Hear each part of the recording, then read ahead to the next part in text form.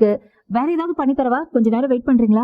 இல்ல நேரம் இல்ல, நான் கடைக்கு கிளம்பணும். சாப்பாடு நான் டெலிவரி போகும்போது வந்து எடுத்துக்கிறேன். நீ என்ன சட்டையை தூக்கிட்டு வந்திருக்க? இல்ல, நான் இந்த சட்டையை அயன் பண்ணி வச்சிருந்தேன் இவருக்காக. ஆனா இந்த சட்டையை போட்டுக்காம இவர் வேற ஏதோ ஒரு சட்டையை போட்டுட்டு வந்திருக்காங்க. அதான் ஏன்னு கேட்கலான்னு வந்தேன். ஏண்டா அவ அயன் பண்ண சட்டையை போடல?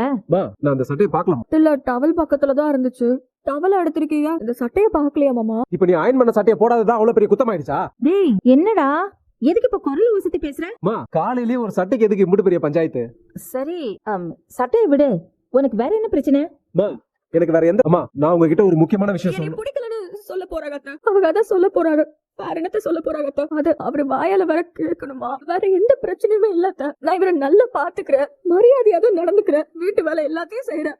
ஆனாலும் என்னமோ தெரியல, எனக்கு பிடிக்கவே மாட்டேங்குது. மேல பாசமே இல்ல. ஒரு குழந்தை பெற்று கொடுக்காதவ கூட இப்படி குடும்பம் நடத்த முடியும்னு நினைக்கிறாரோ என்னமோ. டேய் என்னடா கல்யாணமா என்ன 10-15 வருஷமா ஆகுது, 2 வருஷம் கூட ஆகல, அதுக்குள்ள உனக்கு வாழ்க்கை கசந்து போச்சா?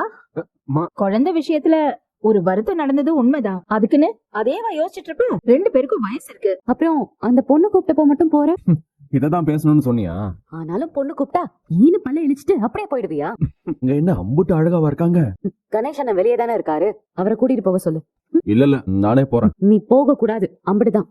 நான் தான் வரணும்னு அவங்க ஆசைப்படுறாங்களே. அவங்க ஆசைப்படுற மாதிரி தெரியலையே, நீயும் சேர்ந்தல ஆசைப்படுற மாதிரி இருக்கு. ஏய் என்னாச்சு உனக்கு?